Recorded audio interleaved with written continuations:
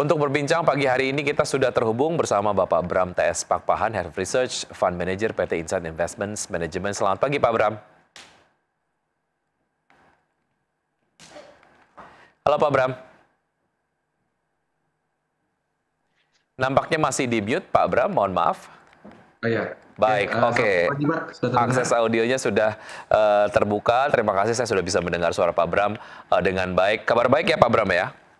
Kabar baik, kabar baik. Terima kasih sudah bergabung Pak Bram. Bicara mengenai kesepakatan tarif antara Amerika Serikat dan juga Indonesia, ada beberapa sektor yang mendapatkan berkah kurang lebih seperti itu Pak Bram. Di antaranya adalah ada sektor kesehatan, kemudian juga pangan, dan lain sebagainya lah. Kesehatan juga diuntungkan begitu. Nah, bagaimana kemudian analisis Anda terkait dengan sektor-sektor ini dan rekomendasinya seperti apa Pak Bram?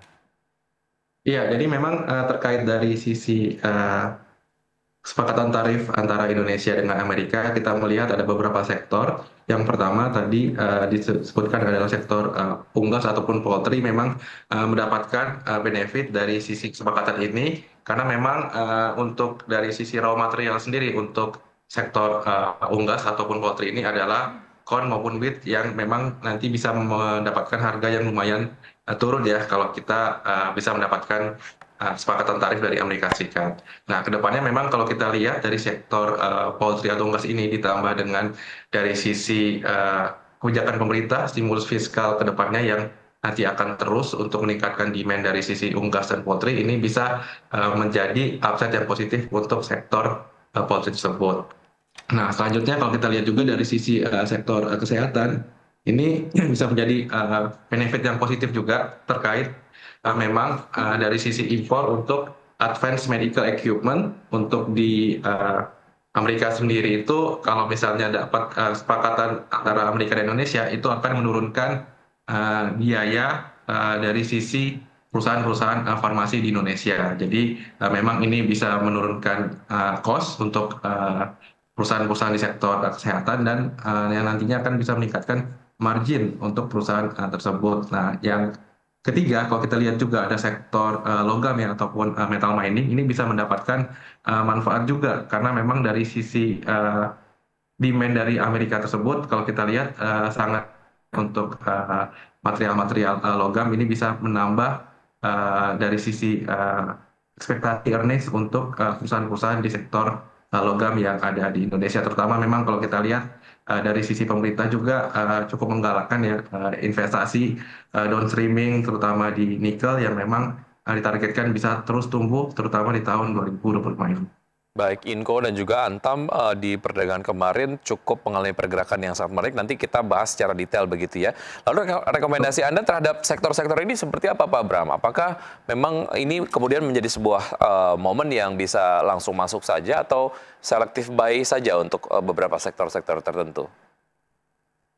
Untuk sektor ini kalau saya prinsipnya itu kita mungkin bisa beli secara bertahap dulu Pak. Jadi memang kita lihat momentum sekarang karena udah ada katalis yang positif kita bisa masuk, cuman memang tidak seluruh dari portfolio ya. Jadi kita bisa masuk secara bertahap mungkin sekitar 20-30% dan nanti kita akan lihat lagi apakah memang dari sisi kebijakan nantinya yang nanti akan diimplementasikan terkait kesepakatan antara Amerika Serikat dan Indonesia ini bisa berhasil dijalankan sesuai dengan yang ditetapkan atau tidak. Nah, kalau misalnya nanti sejalan, pastikan nanti akan menjadi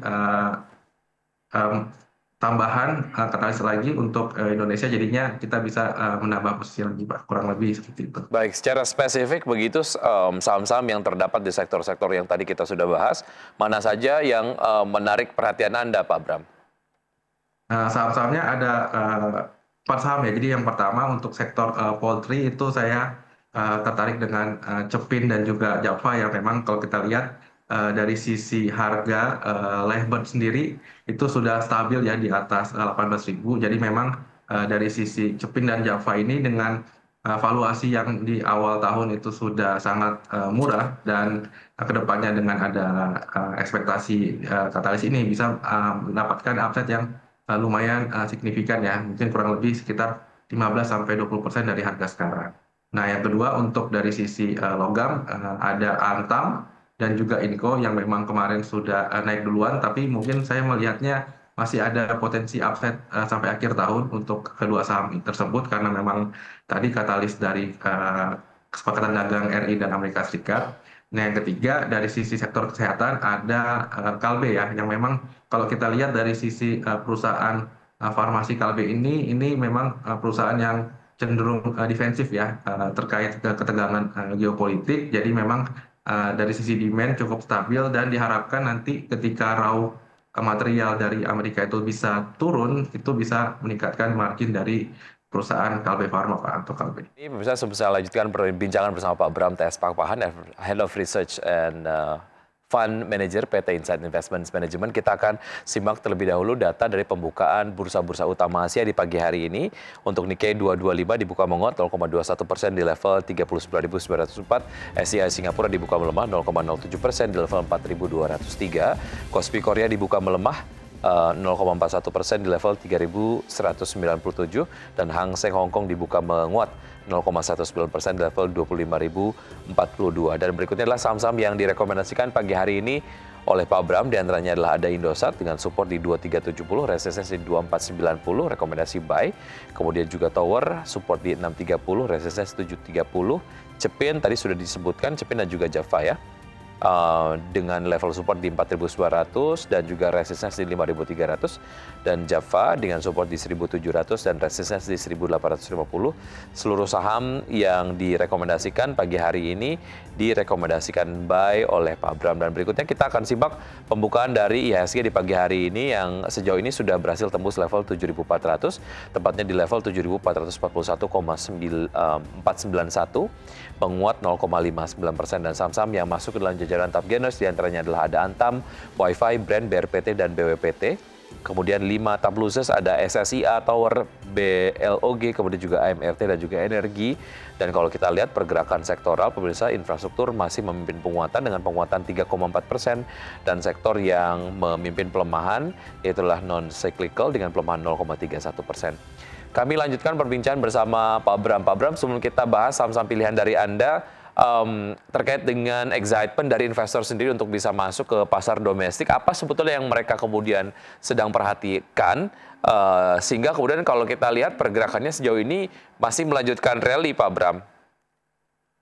Iya, jadi mungkin kilas balik sedikit Pak. Kalau kita lihat kan memang dari sisi foreign kan sejak awal tahun itu sudah outflow cukup signifikan, memang hampir mencapai kurang lebih di atas 50 triliun, dan beberapa sentimen negatif di IHSG seperti kemarin di first Q kita tahu dari sisi earnings itu mengalami kontraksi. Nah, semua itu sudah price in terhadap IHSG, makanya kemarin IHSG sempat turun di bawah 7.000.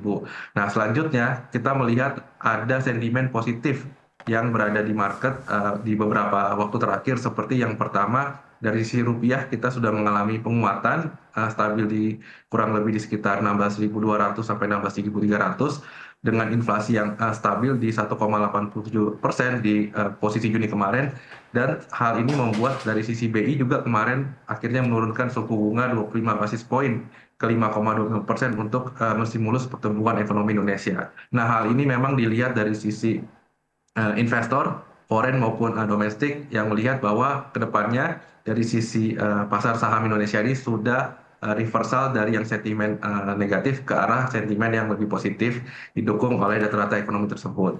Dan kalau kita lihat juga dari sisi kesepakatan dagang itu menambah sentimen positif yang memang diharapkan bisa menambah ekonomi Indonesia, terutama investasi yang berasal dari negara-negara Amerika dan juga negara-negara lainnya. Dan kalau kita lihat memang kedepannya dari sisi IHSG ini kalau bisa mempertahankan momentum, kita melihat dari sisi arus dana asing tersebut yang kemarin sudah keluar bisa masuk lagi, dan mungkin bisa melanjutkan rally IHSG sampai dengan akhir tahun di 2025. Yang menarik, Pak Bram, adalah sektor infrastruktur beberapa hari ini selalu memimpin penguatan. Apa yang membuat sektor ini lebih favorable dibandingkan dengan yang lain, sehingga penguatannya paling signifikan sejauh ini, Pak Bram? Ya, kalau kita lihat kan memang kalau kita bedah dari sisi sektor infrastruktur sendiri, memang kemarin itu sudah mengalami price in dari sisi harganya sudah turun, dan kalau kita lihat ini memang dari sisi sektor ini sudah mengalami rebound ya, rebound dari sisi harga. Dan kalau kita lihat sentimen kedua yang menambah katalis positif untuk infrastruktur ini, kita lihat dari sisi BI yang kemarin sudah menurunkan suku bunga, sehingga itu membuat dari sisi ekspektasi pertumbuhan ekonomi Indonesia dan juga ekspektasi dari sisi cost of fund untuk perusahaan-perusahaan infrastruktur itu mengalami penurunan yang sehingga kalau kita lihat akan menambah margin dari perusahaan itu ke depannya. Jadi kalau kita lihat memang dua hal tersebut yang menjadi katalis positif sektor infrastruktur yang bisa rally di beberapa waktu terakhir. Baik, kita ke saham-saham pilihan yang Anda rekomendasikan pagi hari ini. Ada Indosat terlebih dahulu, analisis selengkapnya seperti apa? Mengapa ISAT menarik, Pak Abram?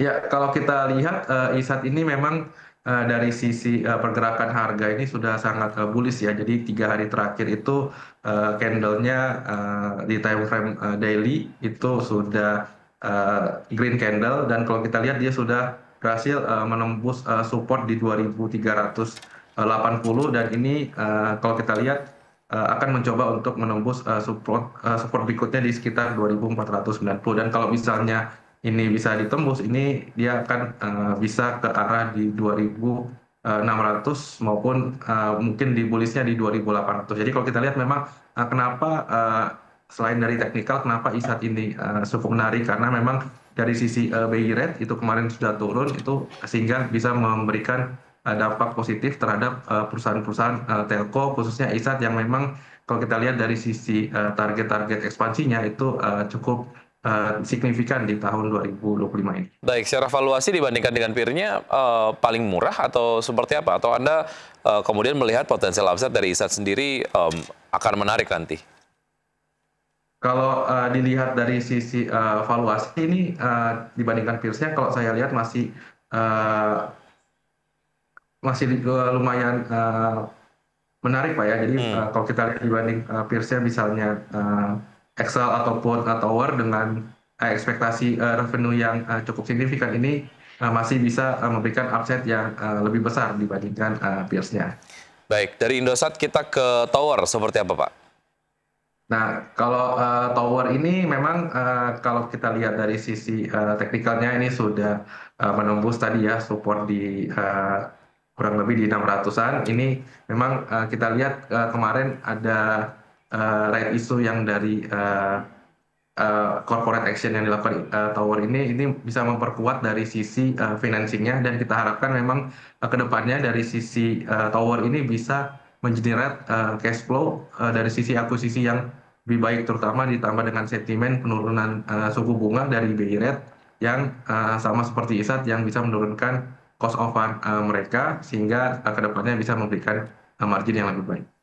Baik, dari Tower kita bergeser ke Cepin. Tadi kita sudah bahas sedikit, tapi kemudian secara spesifik harga dan juga target price untuk Cepin belum sempat begitu ya. Silakan disampaikan Pak Bram.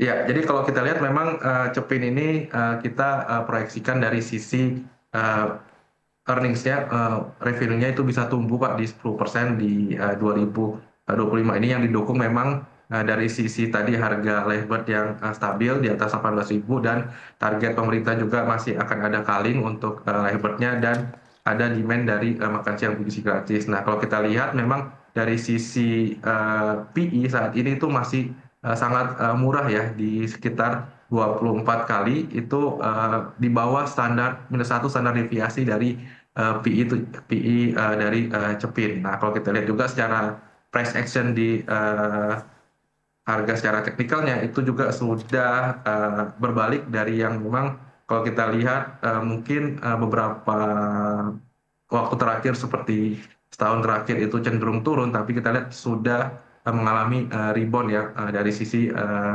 bearish trendnya yang memang ada sejak tahun 2024. Nah, kalau kita lihat ini bisa menarik, bisa melanjutkan reversal ke bullish, yang dengan kalau kita lihat dari sisi target price-nya itu mungkin bisa ke di atas 6.000 untuk sampai dengan akhir tahun 2025 untuk Cepin. Baik, dari Cepin kita ke Java, Pak Abram. Untuk Java memang sama seperti Cepin, sektor poultry ini yang memang menjadi sektor yang akan mendapatkan kalis positif tadi di second half 2025. Dan kalau kita lihat ini dari sisi Java memang tidak terlalu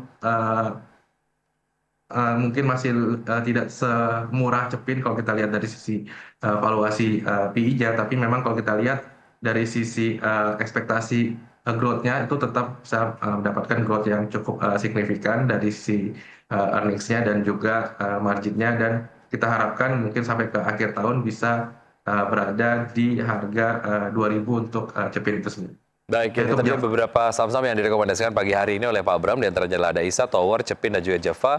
Baik, tadi kita lihat di data pembukaan IHSG di pagi hari ini masih melanjutkan penguatannya Pak Bram. Support dan juga resistance IHSG di perdagangan hari ini sampai dengan penutupan perdagangan nanti sore seperti apa? Ya, kalau kita lihat memang dari sisi IHSG ini sudah menembus di 7.400 ya, yang memang resisten yang cukup kuatnya di beberapa waktu terakhir. Dan ini saya lihat mungkin kalau bisa melanjutkan tren momentum, mungkin bisa mempertahankan tetap di harga 7.400 ke mungkin sekitar 7.490 Pak, kurang lebih untuk IHSG, jika memang momentum yang ada sekarang itu tetap bisa dipertahankan tanpa ada nanti misalnya news negatif di di sesi yang kedua di hari ini. Baik, Pak Bram, terima kasih atas informasi dan juga berbagai analisis yang Anda sudah sampaikan. Semoga ini dapat menjadi referensi bagi pelaku pasar saat menerapkan strategi investasinya hari ini. Namun, keputusan investasi kembali ke tangan investor. Pak Bram, terima kasih sudah bergabung bersama kami. Pemirsa, Bapak Bram TS Pakpahan, Head of Research Fund Manager PT Insight Investment Manager. Sampai ketemu, Pak Bram. Sukses selalu untuk Anda. Sampai jumpa. Terima kasih, sampai jumpa.